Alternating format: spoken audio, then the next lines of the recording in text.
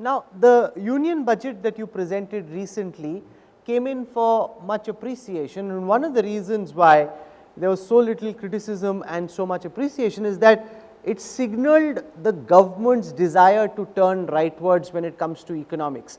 The desire to sell government owned companies, actually use the word privatization, not shy away from biting the bullet.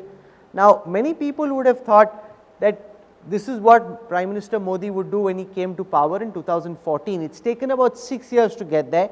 So, explain why you think it's taken so much time, how serious is the government in pushing through, because for example, on the farm laws which your government introduced, there's been a big political backlash, and presumably when you try and disinvest some of the government concerns which are now listed for privatization, there will be a backlash then as well. How committed are you to taking the political backlash but doing what is in the long term national interest?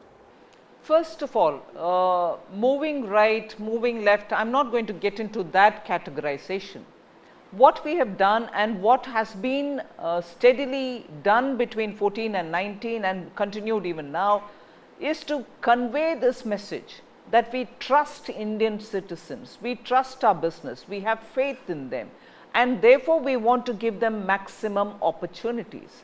And if opportunity means that ease of doing business will have to be undertaken, laws will have to be primed, and many of the laws which were outdated will have to be removed, and further looking at how the states can also take that agenda forward. All this happened between 2014 and 19. Now come 19, we have now set up ourselves with a policy which says government's presence in the form of some public sector enterprises will be there in some core sectors alone, and even there we will only be bare minimum in our presence. And in these areas, in the core areas, and also in every other area, private sector will be absolutely welcome, and they will be playing their full role, for which the government will be a facilitator rather than a strict regulator. That's exactly what we have said. Now, having done the earlier steps which are necessary to reach this level, so there was never a dilution in our belief or approach that Indian entrepreneurs will have to be trusted, our faith will have to be in them. There is no way in which the government can look down on them or to be policing them. That system of thought has been consistent with our ideology, and that ideology has started from Jan Sangh and continues till today, which is completely indigenous. It is not a product of some theory which has been imported from some destination. Today, even those destinations have changed their views, but some parties are still sitting with it. We are not that. From the beginning, we believed in India's strength, we believed in Indian citizens, and that's exactly what this policy says. Now, one of your challenges is to attract foreign investment, and you've been saying that you want to do away with tax terrorism, harassment, and that you want to make India as attractive an investment destination as possible. And in that milieu, we've also seen the government announce it wants to challenge international arbitration which went in favor of some international companies like Kane Energy, Vodafone, and you want to challenge what was thought by many economists as a bad idea in the first place. Can you explain your government's thinking on this issue?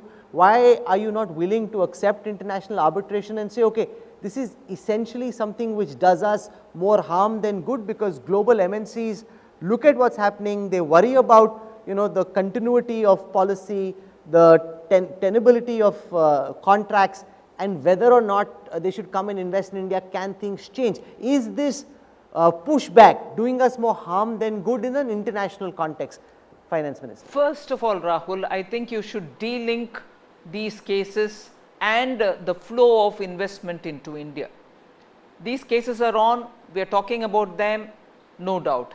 But that's not had a negative impact on FDI flows into the country. Otherwise, we have now touched some historic highs in terms of the FDI inflows. So, first of all, let's detach that. from this case that we are talking about, one or two cases that we are talking about. I know Cain had sent some of their top representatives to talk with our finance secretary, and the talks have been held, probably 2 or 3 rounds were held, and they've gone back saying they'll probably talk to their board, and after that they'll come back to us. Because we had also highlighted how if they choose to come back, they should let us know and so on. However, even with that said, one point I want to draw your attention and attention of the audience also, many of whom probably are from industry. The sovereign right of any country to tax cannot be questioned. Some of the arbitration awards in also dealing with that specific and limited question of that particular tax of retrospective application post the clarificatory amendment of 2012 have also commented on India's sovereign right to tax. We want to be sure that no arbitration body can ever question the sovereign right of India to tax.